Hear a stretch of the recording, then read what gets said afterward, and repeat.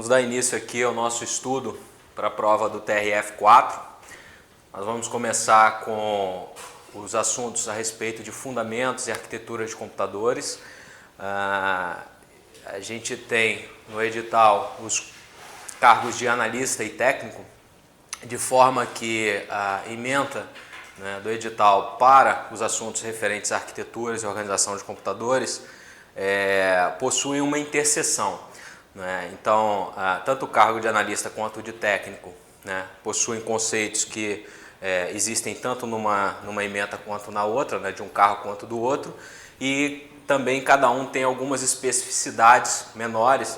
No caso, por exemplo, do cargo de analista, tem alguns conceitos um pouco mais avançados de paralelismo, e no caso do cargo de técnico, alguns conceitos sobre scripts, linguagens e alguns periféricos específicos. Tá? Mas a parte comum entre todos esses dois cargos é o que a gente vai trabalhar hoje, ou seja, a gente vai falar da parte fundamental, que são os componentes mais básicos do computador: processador, memória, dispositivos de entrada e saída, incluindo nesse último a questão do armazenamento secundário. E isso, ou seja, a aula de hoje vai contemplar tanto parte da ementa do cargo de analista quanto parte da ementa do cargo de técnico. Portanto, ambos os cargos devem estudar e trabalhar o conteúdo que vai ser descrito e detalhado e tratado nessa aula. Bom, o que a gente vai ver aqui hoje são processadores, conceitos de hierarquia de memória, dispositivos de entrada e saída, então o conceito de I/O, entrada e saída, incluindo questões a respeito de periféricos, bem como de armazenamento secundário. Importante lembrar que todo dispositivo de armazenamento secundário é considerado numa máquina como um dispositivo de entrada e saída, um armazenamento externo, tem que ter uma operação de entrada e saída para escrever ou para ler de um disco. Aqui eu coloco algumas sugestões de bibliografia. Então, o livro do Patterson é uma excelente referência de estudo, mas do ponto de vista objetivo, de ir direto ao ponto, uma referência que é bem interessante é o livro do Stalin de Arquitetura e Organização de Computadores. Mas todos os livros que estão aqui listados são boas referências para o estudo dos fundamentos que a gente vai tratar aqui. Então, a primeira coisa e a mais importante de todas é entender do que se trata a arquitetura de computadores e a organização de computadores. Existe uma sutil particularidade entre esses dois termos, arquitetura e organização de computadores, apesar de em vários locais essas coisas se confundirem como se fossem sinônimos. Mas é importante entender que organização de computadores é a gente conseguir identificar os componentes básicos dentro de um computador, e a forma como eles se relacionam, como é que eles estão montados, como é que eles se interconectam, como é que eles se comunicam. Tá? Já a arquitetura de computadores, apesar de hoje em dia se utilizar o termo como algo mais amplo, envolvendo tanto a parte de organização como da arquitetura em si, mas durante muito tempo a arquitetura foi entendida como a arquitetura do conjunto de instruções. O conjunto de instruções é a língua que a máquina é capaz de compreender. Então, todo processador tem um conjunto de instruções, ou seja, diversas instruções que ele é capaz de interpretar e executar, e esse conjunto de instruções é que define como é que essa máquina vai trabalhar, que tipo de operações ela é capaz de executar, qual o desempenho ela vai ter, como é que vai ser feito o acesso à memória, se vai ter registradores, quantos registradores vão ter na arquitetura. Então, todo o projeto físico de uma máquina começa da definição da arquitetura do conjunto de instruções, ou seja, das instruções e tipos de instruções que a máquina vai ser capaz de executar e interpretar para processar os softwares e as aplicações que o usuário venha a executar naquele ambiente, e o próprio sistema operacional em si. Então, a arquitetura do conjunto de instruções é o que a gente chama mais popularmente de arquitetura de computadores, é o tipo de arquitetura, de linguagem, o grupo de instruções que aquele computador é capaz de entender e de executar. Então, a gente tem inúmeras arquiteturas, x64, a gente tem diversas arquiteturas da Intel, AMD, fabricante dos mais diversos tipos aí, com as suas particularidades, arquitetura ARM, enfim, tem uma lista imensa aí de possibilidades, cada uma com as suas particularidades e com as instruções que são, né, capazes de executar. E o que a gente precisa entender, né, num ambiente computacional é que o hardware, né, que é algo físico, né, precisa ter algum nível de interação com o software de sistema, ou seja, com o sistema operacional, com os drivers, né, e o que compõe ali, né, a arquitetura de software básica de um computador. Então essa interação entre o software e o hardware, né, ela é feita, né, muito fundamentalmente a partir do conjunto de instruções que o processador é capaz de executar, né? Então essa interface entre o hardware e software, né, é justamente a possibilidade de um software, né, que vai ser basicamente um conjunto, uma sequência de instruções, né, poder, através do sistema operacional, submeter instrução por instrução ao processador para que o processador possa executar essas instruções e armazenar, se for o caso, os resultados na memória principal. Tá? Então, basicamente assim que funciona um ambiente computacional. O sistema operacional vai interagir com o hardware submetendo, né, carregando da memória as instruções para que o processador execute uma a uma, né, sempre uma instrução por vez num processador de único núcleo, num processador único, né, se for o caso. Quando for necessário, armazenar o resultado dessas instruções na memória principal, se não for o caso, simplesmente exibir isso ao usuário numa tela, num dispositivo de entrada e saída, se essa for a opção do programador. E para que a gente consiga, né, desenvolver aplicações que possam ser interpretadas pelo sistema operacional e posteriormente executadas no hardware, né, a gente precisa de uma sequência de traduções. Porque o que o computador executa, né, são instruções binárias, ou seja, em linguagem de máquina, né? Então são sequências de zeros e uns. Então as instruções que o computador é capaz de entender são sequências binárias, né, que vão dizer ao processador, a cada passo do programa, o que aquele processador deve fazer. Se ele vai somar dois números, se ele vai multiplicar dois números, se ele vai armazenar um valor na memória ou vice-versa, e por aí vai. Porém, um programador, né, não tem a facilidade normalmente, né, o ser humano ele não tem a facilidade de trabalhar com, né, números em binário, trabalhar o código em binário propriamente dito. Então foram criadas as linguagens de alto nível, né? Linguagens de alto nível são Java, né, C++, enfim, todas essas linguagens que os desenvolvedores de hoje em dia, né, criam seus softwares com palavras e frases muito próximas da nossa linguagem, né, if, do, while, enfim, palavras do nosso dia a dia, né, para facilitar o desenvolvimento. Só que o computador ele não entende essa linguagem, tá? O que ele entende é 0 e 1. Então, em algum momento, essa linguagem de alto nível precisa ser traduzida para algo próximo do que o computador vai entender, do que o processador vai entender. Então, tem que existir uma primeira tradução da linguagem de alto nível para uma linguagem de montagem, a linguagem assembly, que ainda não é a linguagem de máquina, não é a linguagem binária, é uma linguagem intermediária. Mas essa linguagem de máquina, ela já reflete, né, a arquitetura do conjunto de instruções do processador que vai executar aquele programa. Então, a linguagem de máquina já contempla instruções mais simples e mais adequadas à arquitetura do processador que vai executar aquela instrução. Então, por exemplo, a gente poderia ter instruções do tipo ADD, né, R1, R2, que seria some, né, em determinado ponto do programa, some o conteúdo do registrador R1 com o registrador R2 e coloque o resultado no registrador R1. Só um exemplo, mas cada arquitetura vai ter suas particularidades. E para que a linguagem assembly seja, por fim, traduzida para algo que de fato a máquina vai entender e aquele processador vai ser capaz de executar naquela máquina, é preciso fazer uma última tradução, né, que a gente chama de montagem, que é a hora que a gente pega a linguagem de montagem e transforma na linguagem de máquina, ou seja, palavras binárias. Palavra binária é uma sequência de bits que representa um dado ou uma instrução na memória principal. E um software, um programa, nada mais é que, quando carregado na memória principal, uma sequência de palavras, ou seja, uma sequência de instruções, né, que devem ser executadas. E essas palavras na memória principal têm tamanhos fixos. Então é a arquitetura do conjunto de instruções que vai definir qual é o tamanho da palavra de memória. Então tem arquiteturas de 32 bits, então quando eu falo que eu compro um processador de 32 bits, eu basicamente estou falando que eu estou comprando um processador que trabalha com palavras de 32 bits. Quando eu compro um processador de 64 bits, o que eu estou querendo dizer é que aquele processador trabalha com palavras de 64 bits e assim por diante, 128, né, que é uma arquitetura ainda não muito comum. Então, a palavra de memória nada mais é do que uma sequência de bits de tamanho fixo que fica armazenada na memória, né, e que contém uma instrução de um determinado processo, de um determinado código que está em execução.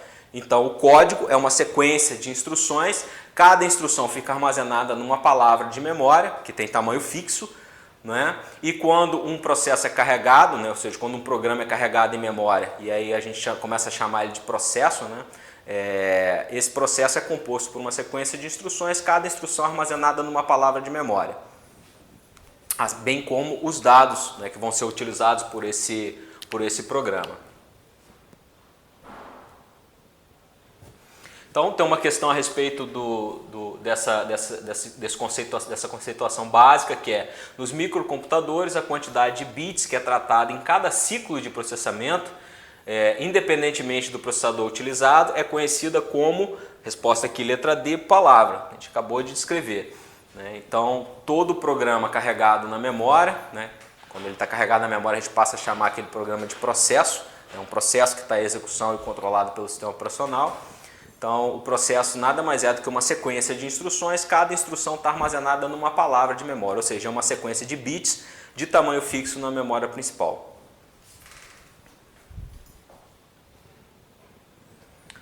Só para resumir, né, esse fluxo de traduções, que pode variar dependendo do contexto, mas em geral a gente tem esse seguinte cenário. Então aqui a gente está exemplificando um programa desenvolvido na linguagem C, né, que para que ele seja transformado numa linguagem de montagem, ele passa por um processo de compilação. Então o compilador vai traduzir o programa em linguagem de alto nível para o programa em linguagem de montagem. Mas essa linguagem de montagem ainda não está, né, pronta para execução na máquina. Ela já reflete a arquitetura do conjunto de instruções onde ela vai ser executada. Por isso é importante você compilar o seu software, né, em cima do computador, da arquitetura onde ele vai ser executado. Tá? A não ser que você tenha um ambiente propício para compilar software para mais de uma plataforma, ou que o ambiente seja multiplataforma, como é o caso do Java, por exemplo, né? Mas enfim, a partir do momento que você chega na linguagem em assembly, né, você vai passar, né, o código precisa passar por um montador, né, que vai fazer a montagem do código, e a montagem nada mais é do que pegar as instruções em linguagem de montagem e traduzir para palavras em binário.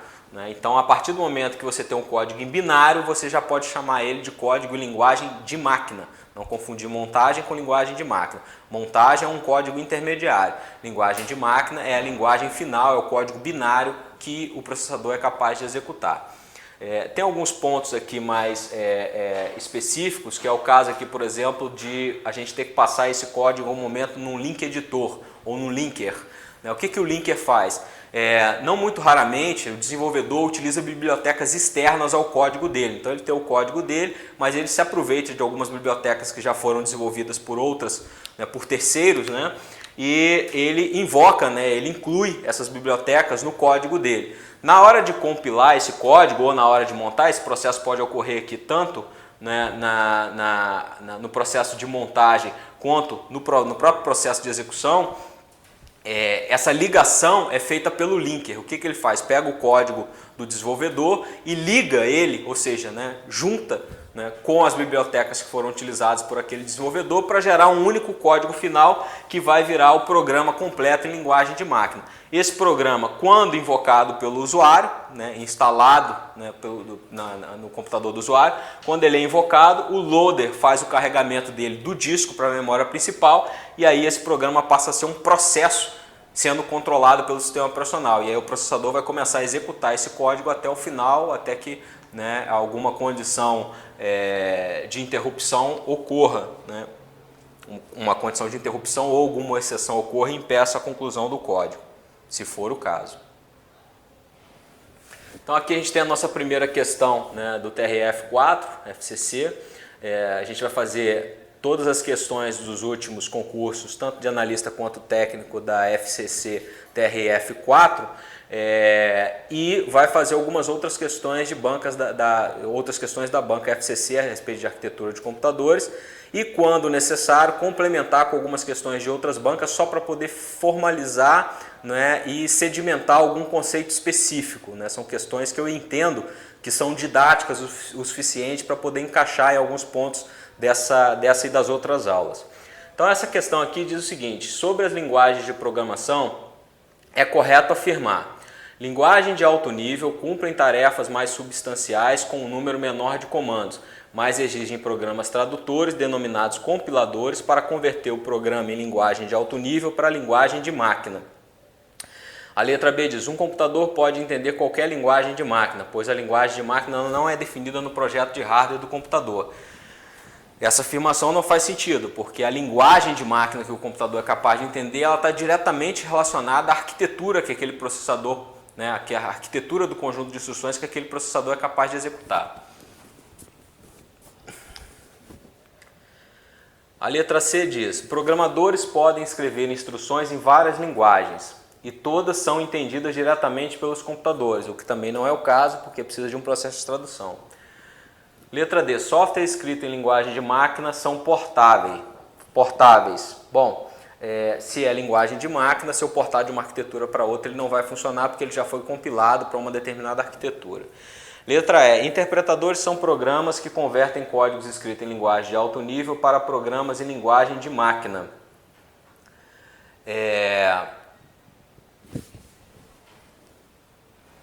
Bom, então a gente tem aqui como as possibilidades mais próximas da realidade, né, a letra A e a letra E, com a diferença de que na letra A a gente está falando especificamente de compiladores e na letra E a gente está falando de interpretadores. Tá? Só que pela descrição, a letra A é a que se aproxima de fato da realidade, ou seja, linguagens de alto nível, apesar de ter um porém aqui nessa afirmativa, né, linguagens de alto nível cumprem tarefas mais substanciais com um número menor de comandos. Por quê? Porque eu crio instruções, né, mais de alto nível e que aquela instrução, quando for montada, né, quando ela for compilada para a linguagem de montagem, quando ela for montada para binário pelo montador, ela vai se transformar, na verdade, numa série de instruções. Então, uma única instrução de um comando em alto nível pode estar um if, por exemplo, né, um while, né, num comando de alto nível, num programa com linguagem de alto nível, vai se transformar numa série de instruções numa linguagem de montagem ou numa linguagem de máquina. Então, ele está dizendo que são, né, comandos mais substanciais, mas que exigem programas tradutores denominados compiladores para converter o programa em linguagem de alto nível, para linguagem de máquina. Na verdade, o compilador ele transforma de linguagem de alto nível para linguagem de montagem. Tá? Então aqui, né, essa questão traria uma certa dúvida para quem está respondendo, mas diante das outras opções ela seria a que mais se adequa. Por quê? Porque alguns compiladores, né, posteriormente ao processo de compilação para a linguagem de montagem, ele já invoca o montador para poder fazer a montagem e gerar a linguagem de máquina. Mas é importante ter cuidado e entender que a linguagem de máquina é um passo posterior à geração da linguagem de montagem, ao código de montagem, que é o que o compilador tem como saída. Tá? Então o correto aqui seria que o compilador leva o código de alto nível para a linguagem de montagem. O montador monta o código de montagem e transforma ele numa linguagem de máquina, que é o famoso binário, código binário, palavras binárias.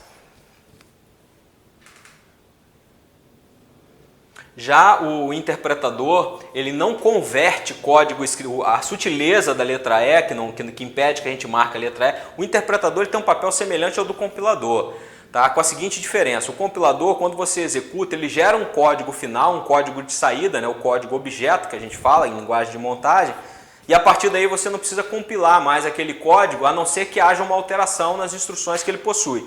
Mas se ele continuar o mesmo código, você pode partir já da saída da compilação, ou seja, você não precisa ficar compilando o código toda hora, porque o compilador ele tem uma série de análises que ele faz do código e ficar compilando o código a cada execução gera um custo. Então, no caso do compilador, ele compila uma vez, gera um código de saída e a partir desse código você distribui e começa a utilizar aquele programa já compilado e pronto para execução quando ele já está montado, né? Ou seja, quando ele já foi da linguagem de montagem para o código em binário. Basta distribuir o binário e executar. Tá?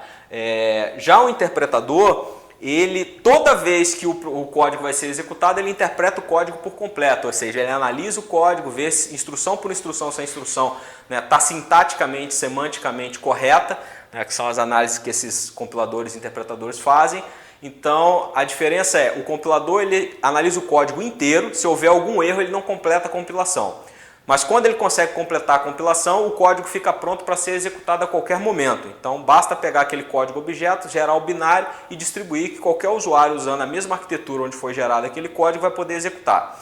Né? Não precisa ficar compilando toda hora. Já um interpretador, a cada execução, ele interpreta o código por inteiro, porém, instrução por instrução. Então, ele analisa a primeira instrução, se tiver tudo ok, ele executa. Ele analisa a segunda instrução, se tiver tudo ok, ele executa. Se na metade do código ele encontrar um problema de sintaxe ou de semântica, ele interrompe e aborta a execução. Né? Então, exemplos de códigos que utilizam interpretadores, né, são PHP, né, Shell Script, que são códigos que você... o próprio código-fonte é submetido ao sistema operacional, né? O sistema operacional, através de um interpretador, vai interpretando, o interpretador vai interpretando instrução por instrução e o sistema operacional vai entregando para o processador executar. Tá? Se houver algum erro no meio do caminho, o processo é interrompido e toda vez que aquele programa for executado ou que aquele script for executado, passa de novo pelo processo de interpretação. O interpretador é mais flexível, porque uma alteração no código por parte do desenvolvedor, na hora que aquele código for interpretado e executado, ele já vai ser executado de forma atualizada. Eu não preciso compilar e redistribuir o código para todo o binário para todo mundo. Já o compilador ele tem por vantagem você ter que compilar uma única vez. Depois disso você já parte do código pronto para execução. Então aqui a sutileza, né, faz com que a letra A se aproxime mais da realidade. Assembler é o programa utilizado para executar os códigos fontes criados em Assembly. No contexto de arquitetura de computadores, em camadas, esses termos estão fortemente associados à camada de nível, como o próprio nome diz, né, linguagem de montagem. Né? O conceito de arquitetura em camadas, né, é essa característica, né, de você, ao invés de ter um ambiente, né, em que você já prepara a instrução e entrega direto para o processador poder executar, e ele tem que ser capaz de entender aquela execução com o desenvolvedor, ou seja, o desenvolvedor já escreve na linguagem que o processador vai executar. Esse processo é dividido em camadas para poder deixar a arquitetura mais flexível. Né? Então você parte de uma linguagem de alto nível, né, algo na linha daquele desenho que a gente colocou, depois você, né, traduz esse código para uma linguagem de montagem, você depois gera um código em binário, esse código em binário vai ser interpretado pela microarquitetura do processador, se for o caso. Microarquitetura é algo muito comum em processadores CIS, que a gente vai ver mais adiante. Tá? Então são estágios, né, do processo de interação entre o software e o hardware, né, que são organizados em camadas para simplificar o processo numa arquitetura de computador. No caso aqui, assembly quer dizer, né, montagem, então o assembler é o montador, né, o cara que lê o código de montagem e transforma no código em binário, e no caso aqui esse processo se enquadra na linguagem de montagem, letra D.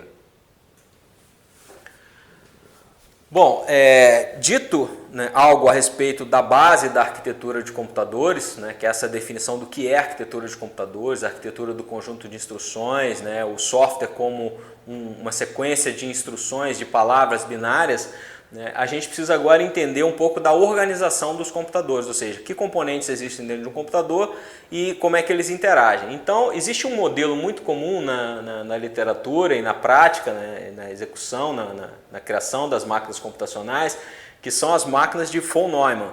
Tá? O que é uma máquina de von Neumann? É uma máquina que tem um caminho de dados, ou seja, né, um componente por onde o dado entra, é analisado, processado e de onde ele sai para algum dispositivo de armazenamento ou para um dispositivo de entrada e saída. Então aqui na figura a gente pode ver que o caminho de dados contempla a entrada, né, das instruções, o tratamento e a execução dessas instruções e a saída coordenada dessas instruções, ou seja, o resultado desses cálculos que foram feitos, a execução de cada uma das instruções, né, desse processador para a memória principal ou para um dispositivo de entrada e saída. A memória, no caso da máquina de von Neumann, ela armazena tanto as instruções dos programas quanto os dados que estão sendo utilizados por esses programas. né? Existem modelos de arquitetura, né, em que existe uma memória só para instrução e uma memória só para os dados. Já existem outros modelos em que você só armazena os dados na memória. As instruções são armazenadas em dispositivos de armazenamento, né, permanente, memórias ROMs, ou seja, é o caso de, né, componentes muito específicos no dia de hoje. Antigamente era muito comum. Hoje em dia, por exemplo, esse cenário a gente vê numa calculadora com dispositivo de armazenamento, porque o código fica executado armazenado numa memória ROM e o dado armazenado numa memória RAM. Então pode haver essa diferenciação. No caso da máquina de von Neumann, a memória principal, vulgarmente chamada de memória RAM, né, armazena tanto dados quanto programas de forma temporária. E a gente também tem a entrada e a saída dos dados, que são os dispositivos de entrada e saída. Então são três grandes, né, componentes, que é o caminho de dados, que, né, tem uma associação praticamente direta com o trabalho do processador. A memória principal, onde ficam armazenadas temporariamente as instruções que estão em execução e os dados que estão sendo utilizados pelos códigos, e os dispositivos, os canais de entrada e saída. Isso é uma arquitetura clássica de von Neumann.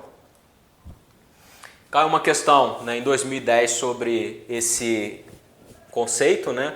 A máquina proposta por John von Neumann conta com um componente unidade lógica aritmética cujos dados, após processados, a letra A diz, podem ser armazenados diretamente na memória principal ou enviados para um dispositivo de entrada e saída, né? Se a gente voltar rapidamente na imagem, a gente vai ver que o dado, a partir do momento que ele passou pelo caminho de dados, ou seja, passou pelo processador, ele pode ser entregue à memória principal para um armazenamento temporário ou pode ser encaminhado para um dispositivo de entrada e saída. Então a resposta aqui é letra A. Bom, seguindo a linha, né, da arquitetura de von Neumann, um modelo mais aplicado na maioria dos equipamentos de processamento dos computadores de hoje em dia, né, como eu disse, existem outras opções, né, mas o modelo de von Neumann é muito comum, né, nas arquiteturas que a gente encontra por aí, na organização dos computadores modernos. Vamos começar então a falar de cada um desses componentes. Vamos começar pelo, né, o componente mais central de um computador, que é a CPU, processador, né, unidade central de processamento. Tá? Ela basicamente é um chip, né, cravado, né, numa pastilha de silício. Tá? E lá dentro eu tenho alguns componentes que têm as suas funções específicas e que interagem entre si através de barramentos internos ao processador, que são pequenos canais por onde as informações trafegam dentro do processador. Então, dentro de um processador, normalmente eu tenho a unidade lógica aritmética, que é o componente dentro do processador responsável por fazer as operações aritméticas e lógicas. É quem faz os cálculos, propriamente dito. Tem a unidade de controle, que é quem coordena as atividades internas e externas do processador. Então, é a unidade de controle que comanda a busca de uma instrução na memória, que decodifica essa instrução, né, decodificar e interpretar essa instrução e ver que tipo de operação tem que ser executada, né, a partir daquela instrução. Então, se tiver uma instrução para somar dois números, né, é a unidade de controle responsável por entender que aquela operação está dizendo que o processador precisa somar aqueles dois números. Então, ela interpreta isso e envia um sinal de controle para o processador dizendo que cálculo ele tem que fazer com aqueles números que ele está recebendo, né, na unidade lógica aritmética que ele possui. Os registradores são pequenas unidades de memória, né, que ficam dentro do processador. Aqui a gente pode ver claramente esses componentes, né? Tem aqui, ele está colocando aqui um banco de registradores, tá? A unidade de controle, unidade de instruções, que seria, né, onde ele está mantendo, né, as instruções que ele está armazenando. Aqui eu teria nesse processador um exemplo específico onde eu teria alguns registradores, né, para guardar a instrução, que a gente vai ver já, que é um tipo de registrador de uso específico. E a unidade lógica aritmética que está aparecendo aqui como ALU. Esse FPU aqui é a unidade de ponto flutuante, que é uma unidade lógica aritmética específica para fazer cálculo com ponto flutuante, né, que trabalha com números fracionários, com porções fracionárias. Então os registradores são pequenas unidades de armazenamento que ficam dentro do processador para armazenar temporariamente as instruções e os dados que o processador está usando no cálculo que ele está realizando naquele momento. E o clock é um componente, né, um reloginho, né, um cristalzinho de quartzo que fica lá dentro do processador e que, quando energizado, ele fica emitindo pulsos para que o processador coordene, através da unidade de controle, né, a marcação de quando é que tem que terminar e quando é que tem que começar e quando é que tem que terminar um ciclo de clock. Ou seja, quando uma instrução deve começar a executar na unidade lógica aritmética e quando é que ela deve terminar. Tá? Então, cada passo executado por uma instrução dentro do processador consome pelo menos, normalmente, né, um ciclo de clock, que é o tempo entre uma batidinha do relógio e uma segunda batidinha do relógio, né, que é a marcação que o clock fica dando ali dentro do processador. Então, esses são os principais componentes dentro de uma unidade de computação, né, de um processador, de uma CPU, e uma questão a respeito dos processadores, né, que caiu no TRF 2010. Sobre os processadores, é correto afirmar: letra A. Não é função dos processadores oferecer mecanismos para proteção e gerenciamento da memória. Letra B. Não é função dos processadores informar os sistemas operacionais sobre eventos como erros na execução de programas e mudanças no estado de dispositivos. Até agora, ele está dizendo justamente o contrário do que são realmente preocupações do processador, então não está correto. Letra C. A maioria dos sistemas operacionais depende de processadores para implementar seu mecanismo de proteção, impedindo o processo de acessar instruções privilegiadas ou memórias que não foram alocadas. Então, através da interação do sistema operacional com o processador, é que o processador pode auxiliar o sistema operacional na proteção das instruções que são executadas, ou seja, evitar que uma instrução, né, resulte no armazenamento de uma informação numa área de memória que não foi previamente alocada pelo sistema operacional para aquele código que está em execução e ao qual pertence aquela instrução. Então, o trabalho do processador em interagir com o sistema operacional, dizendo quando ocorreu uma exceção, né, por exemplo, uma instrução que está sendo executada resultou numa divisão por zero, né, o processador tem que emitir um sinal para que o sistema operacional entenda que aquele programa não pode continuar a sua execução porque uma condição de exceção foi encontrada. Tá? Então, o processador ele tem essa responsabilidade de passar, né, informações, gerar sinais ao sistema operacional para que o sistema operacional entenda, né, que alguma condição específica ocorreu durante o processamento ou previamente ao processamento de uma instrução que impedem que aquele código, né, siga adiante, que execute até o final por algum motivo.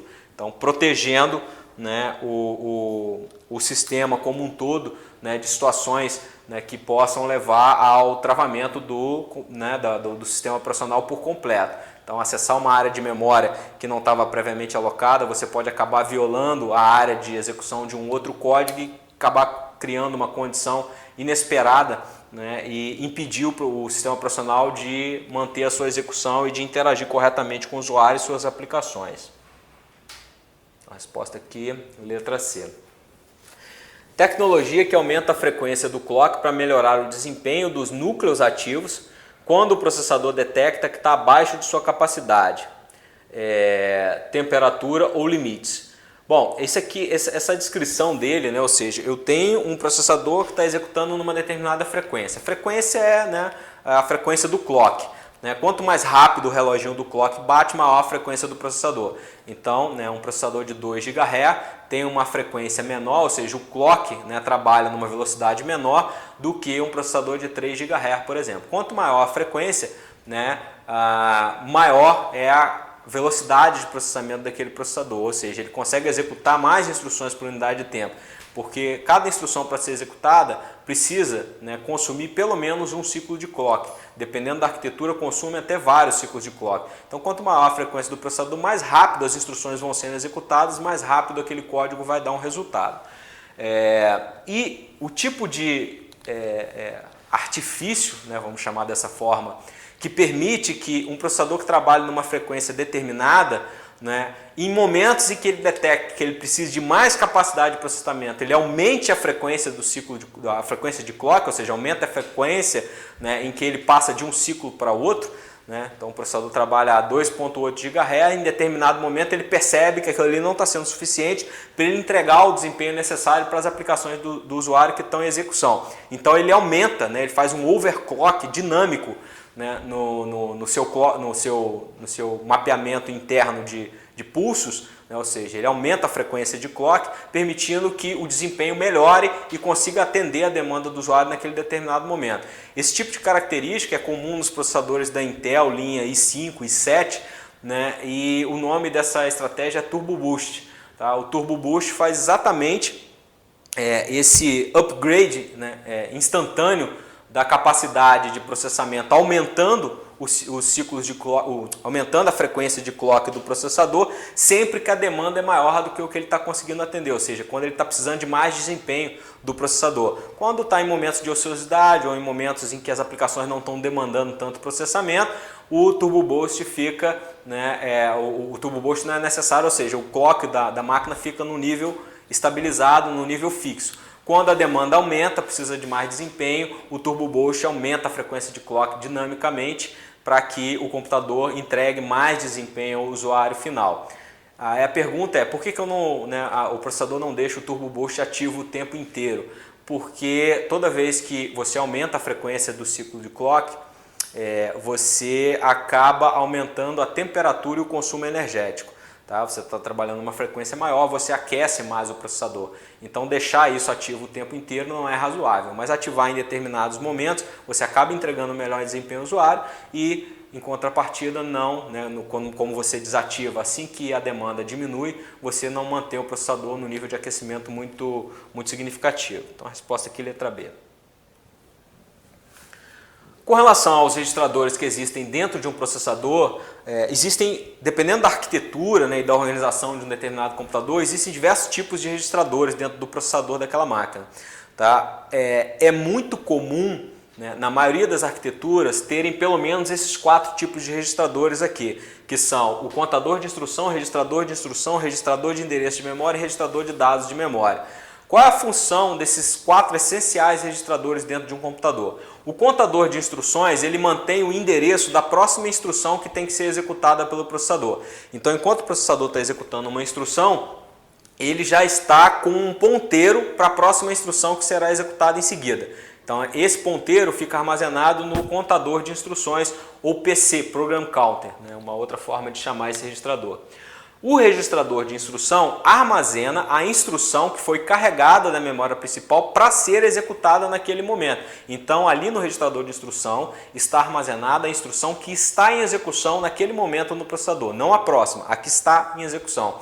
Tá? Então, o ciclo de execução de instruções de um processador basicamente é buscar uma instrução na memória, né, ter um código na memória com várias instruções sequenciais. O processador determina através da unidade de controle que a primeira instrução seja carregada para o registrador de instrução. Ele decodifica essa instrução, executa e armazena o resultado na memória. E aí solicita a próxima instrução a partir do endereço que estava armazenado no contador de instruções. E é assim que funciona o ciclo até que o processador consiga concluir a execução de todo o código.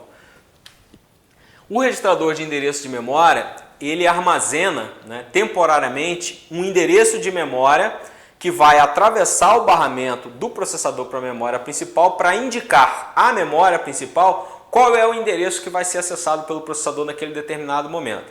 Então, eu escrevo, o processador, quando ele quer acessar uma posição da memória, ele escreve o endereço dessa posição no registrador de endereço de memória e envia, né, do registrador de endereço de memória essa informação via barramento para a memória principal. A memória principal, a partir dessa informação, sabe exatamente qual é a posição, qual é a célula de memória que ela precisa acessar para ou fazer uma escrita ou para fazer uma leitura, né, requisitada pelo processador. Já o registrador de dados de memória, ele armazena temporariamente o dado que vai ser escrito na memória principal, se for o caso de uma operação de escrita pelo processador, ou que vai ser lido da memória principal se for uma operação de leitura solicitada pelo processador. Tá? Então, o cenário é, quando vai começar a execução de um código, né, a primeira instrução é carregada da memória principal para o registrador de dados de memória. Do registrador de dados, ela é copiada para o registrador de instrução, é decodificada pela unidade de controle. Depois de decodificada, ela é executada e nesse momento já existiu, né, uma informação sendo inserida no contador de instruções para dizer qual é a próxima instrução que vai ser executada em seguida. Depois de executada a instrução atual, o resultado pode ser armazenado na memória principal, se for o caso, né? Então, para armazenar na memória principal, aquele dado vai ser escrito no registrador de dados de memória. A posição onde ele tem que ser gravado vai ser escrito no registrador de endereço de memória e essas informações vão atravessar os barramentos, chegar na memória principal e a memória principal vai saber exatamente onde ela tem que escrever aquela informação e qual é a informação que ela tem que escrever. Onde vem do endereço de memória e qual é a informação vem do registrador de dados de memória. Então é assim que são feitas as operações de leitura e escrita da memória principal, utilizando o registrador de endereço e o registrador de dados.